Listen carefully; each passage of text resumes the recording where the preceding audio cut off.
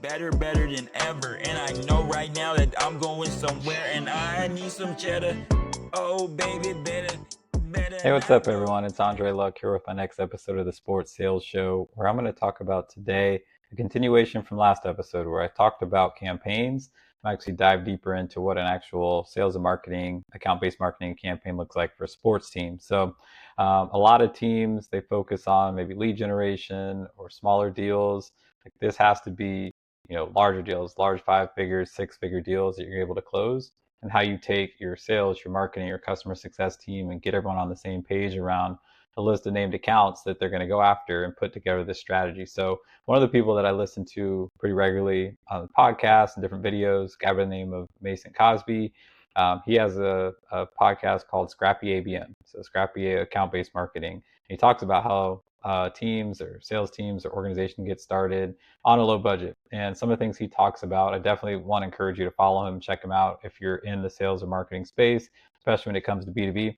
But one of the things he talks about is that definition around what account-based marketing is, because a lot of times it's become a buzzword or around different technology products, but really identifying a list of named accounts. So let's say there's 20, 30, 40 accounts you're looking to go after for your team, like identifying who those are based on different factors and demographics that you look for, but then also putting together a coordinated strategy and effort across all lines so that we're not working in silos. So marketing isn't just randomly marketing, and sales is randomly calling people. And then once they become an account, customer success and the service team's kind of on their own to figure out what to do next. Like everyone's working together because that concerted effort, one, is going to bring bigger returns, but then also help close larger deals. And it's one of the only ways you're really going to be able to close larger deals. I look back on some of the bigger deals that have come through our teams. It's been more just people coming to us, and when you go outreach and it's just like the sales team or just a sales rep going out, they're not armed with the tools that they need to really get a deal that includes 8 to 10 stakeholders and executives at different high levels involved unless you have that game plan going into it. So I'm going to talk about that today, what that could look like for a sports team, because a lot of what he talks about and others talk about is related to account-based marketing is more B2B sales, so tech sales, other types of sales outside of sports, but bringing that sports spin to it. So one of the challenges or a couple of challenges that he talks about when it comes to building account-based marketing plans or a program, one, like I said, you have to have a list of named accounts, not just randomly spray and pray and hoping that you're going to reach everyone. There's lack of alignment between sales and marketing, so that's the age-old issue that's out there, is that sales is doing one thing, marketing is doing another, so they're not aligned on what the strategy is. There's not a clear owner, so everyone's kind of doing a little bit, but hoping that this works, where you need to give and like hire someone to do this. This can't be just another responsibility that he says you just put on someone else's role, because they're never going to succeed. There's too much that goes into it, and they already have a full-time job on their plate. To add this to it and say, now we need you to be an account-based marketer as well, like you're just setting that person up for success, and then ultimately the campaign and the program is going to fail. A lot of times too, people think it's buying a new technology. So that's one of the things I thought when I first learning about like what account-based marketing was, and how can we use this in sports. And so I started looking it up, and there's like different tools like Sixth Sense or demand base, and like this is what you need to run ABM, and those are tools that can maybe help if you have a system or process in place, but you got to have that first and have all your ducks in a row before you go purchase and spend a lot of money on expensive technology. And the last piece is people treat it like a lead generation campaign. So they look at it as like, how do I get as many leads to my sales team? And it's a volume game, where again, this is like a very strategic effort on a set of accounts that we think there's an opportunity to like really grow and be worth the squeeze, because you're going to put a lot of resources in it. And these are deals that may take 6 to 9 months, if not longer, to close. And you're going to always be working these accounts. These aren't, a rep tries them, 8, 10 times, and we close it out. These are people that we've identified, or accounts we've identified, that could really move the business forward.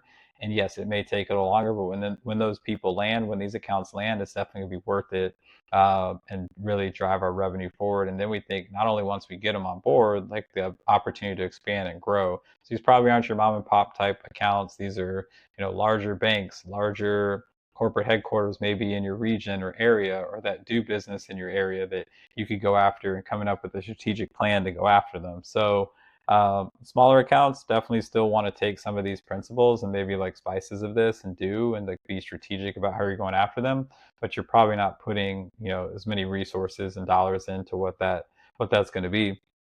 For them is probably more just general kind of one to many messaging.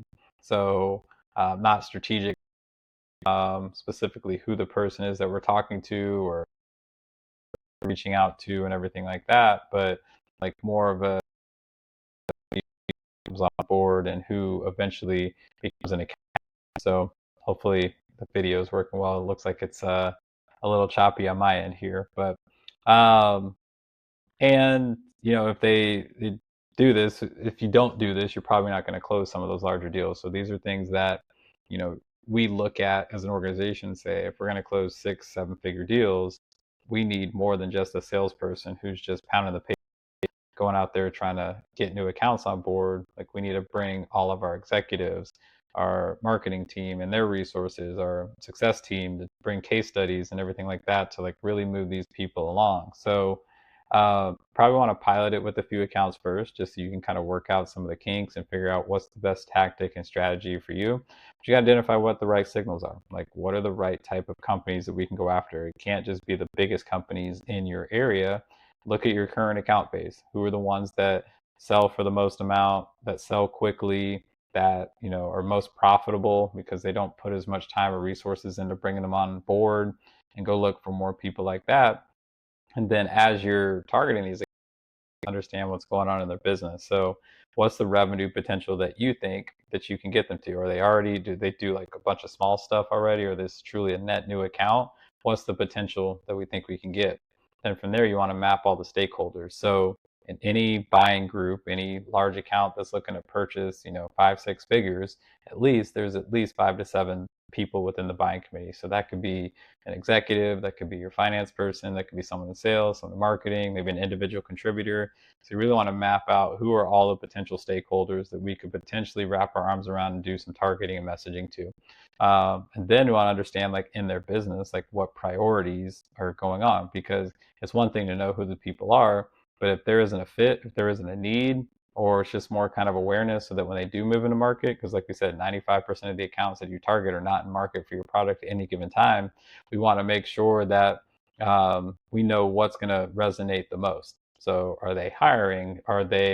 Is there a new CRO that's coming in? Are they looking to, like from their public records or maybe like their annual meetings showing that they need to grow new business by X% and they need to put together a plan in place to do that. So we would, put together a business case plan, not just hit all these people with product messaging, but like very specific to like things that are going on in their business. And this is where AI could really come in and help you. So you don't have to do all this research and fact finding yourself. It'd be great if you can, talk to some people internally, maybe if they're not even the right person, through like discovery meetings, and understand that.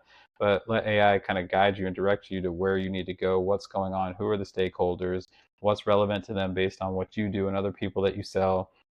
Let that kind of take everything together and put together your messaging so that you're going out with the best plan. So example campaign and what this could look like. Like I said, this is probably 6, 9, 12 months worth of work, but we see that this could be a 200,000, 500,000, $1 million deal. So we see this as valuable and worth the effort of what we're going to be putting into this to make this happen and to execute it.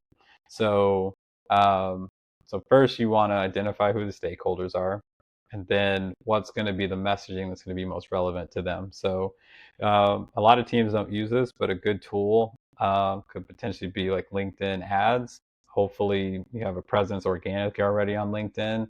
But the good thing about LinkedIn ads is you can like get hyper focused and personalized on like who you're targeting and what type of message. So again, this isn't a product message like buy a sponsorship or we got this new suite. Like you could do that in a more transactional sale. But if you're looking at, we want to engage the entire account. This isn't a campaign. Like this is a program that we're running, because if we do this at a high level and we're consistent with it, we know that we're going to get X amount incremental dollars on top of this in the long run. So, all right, let's say your sales message is maybe more how the problems that we solve for sales leaders. And so for a sports team, and for this example, let's use like a hypothetical Let's go with like a professional softball team here starting in Miami. So don't have one yet. So let's say that like that's something we started and we're going to target different accounts. And I know a company down the street from us here in Coral Gables is Bacardi. So let's say we're going after Bacardi. We're trying to get to their sales leaders with a message on how they can sell more product or differentiate from other competitors or what some of the challenges are that they're facing. When I'm doing my LinkedIn ads and my messaging, I may start high level, just engaging anyone that I think could potentially be part of the buying committee for Bacardi. So that could be like a director on up to like the C level. And I'm going to go with the more generic messaging about how Miami or Coral Gables, whatever it is becoming like the eco center for sports engagement, or how we're solving problems for other people in that same type of role. Just so that there's awareness, because that's one of the things that Mason talks a lot about is like, do these accounts even know that you exist? And the good thing about a sports team is most people know that you exist, but are they aware of the problems that you solve? And then do they have the problem that you solve? And so there's this like progression model you're taking these accounts through of like, can we identify and say that they know who we are, they know that we exist, they have a problem that we solve, and like we continue to work our messaging like that. So probably start more generic, high level, and then as people engage, be more specific. So let's say that we see marketing people clicking on it. We could talk about how we create more brand awareness for companies like Bacardi, or help with how we generate more leads for their sales team. Whatever the initiatives are that they're most focused on, we target the messaging, like the retargeting of them clicking on those messages to them. Same with like a finance person, same with the salesperson, everything like that. So then all this is just trying to engage, and then at the same time, sales is doing outreach to these accounts. So we probably do maybe a couple weeks before start the marketing, just so there's awareness when the sales team reaches out. Mailers, that's something that's making a comeback because a lot of people are moving towards digital channels and blasting and spamming with emails. So targeted mailers, postcards that are going to each person, and working with our marketing team to create creative around it that's specific to them, maybe personalized videos, case studies, things like that. Like we have all that as we get deeper in the content, but there's this ongoing communication about here's where we're at with Bacardi, here's the people that we've engaged, what's the best next step to move forward, and then we create content that's personalized and customized around that versus just the same generic content that's not going to resonate. So it's more working as a team to move this account to eventually a win, and then keeping them and growing the account past that. So you got your sales team reaching out, you've done your mailers, you've done like your LinkedIn ads and everything like that. And then as we have these meetings with the right people, we're bringing in executives and we're talking about what's going to engage them most. One big thing that a lot of times falls on just the salesperson is like, how do you keep the momentum going in between meetings, in between deals? And so we use video, we use different, tactics to like stay engaged, voice notes or text messages, things like that, just to stay top of mind. That's where marketing can come in and continue to do marketing at a high level, or help create specific content and collateral that we can do to better tell our story based on what their problem is. And like, hey, here's your problem, here's how we solve it. And like we have these, case studies and, these packets that we're doing to keep everyone kind of engaged and keep the conversation going. Personalized videos that we could do for certain people within the buying committee. Like when you bring the marketing resources and assets that you typically don't have as a salesperson, you could really amp up and keep that momentum going. So all of this is just working together on what's the best next move. When do we bring in certain executives? And it can't just be solely on the salesperson to do it when you're looking to close these bigger deals. So let's say that we get it across the finish line. So now it's on the side where now the customer success or the account manager is taking over. From there, it doesn't stop. We're continuing to market. We're continuing to make sure we deliver on the experience. Maybe we're creating customized, personalized type experiences, working with our marketing team to do that so that they're seeing the value. We're helping them, calculate the ROI and see the value. But all through that, we're seeing, right, who are other stakeholders that maybe we engaged earlier that haven't got on board yet, or what new is going on with this account that we could find additional cross-sell, upsell opportunities. So this is less product focused, where a lot of times in sports, we're like, oh, it's the sponsorship team, they sold the deal, so now we can't talk about tickets, or vice versa. This is more holistically, like, how do we just generate as much revenue across all the different lines of business? Do we create, co-branded merch? Like there could be a revenue opportunity and stream there. Like what's the best way for us to drive revenue and take down the silos and the rules of engagement and the credit and everything like that, but really build a strategic plan. So now that we have these people on board, who are the other stakeholders we haven't talked to yet? What are new priorities that are going on in their business? Do they have multiple locations that we can engage? Can we grow the one account that, or the one contact within the account that's already purchased? Can we grow that person, or can they help introduce us to other people? It's really, there's no set plan. I think it's, being dynamic and flexible and continuing loops of communication across sales, marketing, and your account management team and your executives on what's the best way to move these people across, but then also grow the account and spend. So, really, like I said, it's just a strategic plan. We're all working together. Everyone's on the same page, and it's not just sales or marketing hoping to transact. Like, this is a program we're putting together and we're piloting with a few big accounts or big opportunities, and then as we see success, we're stacking on that, we're building on that. So different than your traditional just like sales campaign. These are accounts that we think have huge potential with us, and if we don't have a concerted effort like this, we're never going to maximize the potential out of this. So something new, something that I'm excited to work with different teams on and start to build out.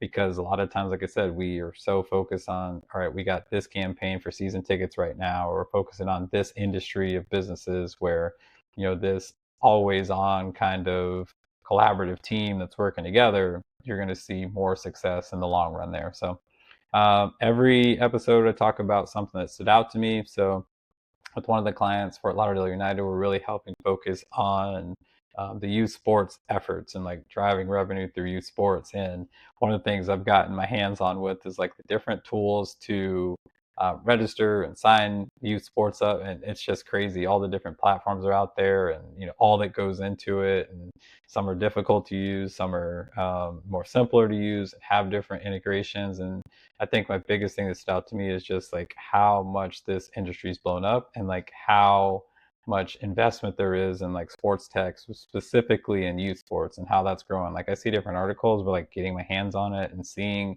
like the opportunity there, like that's something that is big for vendors or companies or even organizations that want to look to build like a youth sports system or model underneath like maybe their pro team. Like, there's a big revenue opportunity there, or partner with different youth sports organizations. Also like to give a shout out. So one of the companies, the vendors that I've used in the past and have a good relationship with, a company called Wolf Cycle. So they do automated email and they are managed service to help teams with that. I saw they were named as one of the most innovative sports companies or sports tech companies in the Sports Business Journal recently. So I want to give a shout out to that company and their CEO, Ryan Miller. We actually sat right next to each other in college, go Devils, selling tickets together in the basement of Wells Fargo Arena, the basketball arena. So we go back almost 20 years, and it's great to see the success he's built with his team and that company there. So to wrap everything up in closing, this is the best way you're going to close bigger deals. And it definitely takes getting everyone aligned, probably comes from the executive level first, to make sure everyone's on the same page and the investment and resources get deployed. But when you have a strategic plan where all different units and departments are working together, it's not siloed, it's not on one person to get that. One person could probably close like a simple 5, maybe on occasion a 6-figure deal. But what if in an account you can get multiple 5 and 6-figure deals and then grow those and retain those year over year? Like, that's what we're talking about, and that's what we're looking at with this type of program and strategy. So if you liked it, click the like button here so it gets served out to more people. Share this with someone in your network that you think this could be a ton of value for. Subscribe so you get updated with different videos every week. And like I say, every episode, every morning when I drop my daughters off, I tell them to go be awesome today. So go be awesome. And we'll be back next week with another video. That's nothing. I'ma be doing this and I'm gonna be head hunting. Oh, baby, don't know. Oh, baby, don't go. Oh, baby, don't know. Oh, baby, don't go.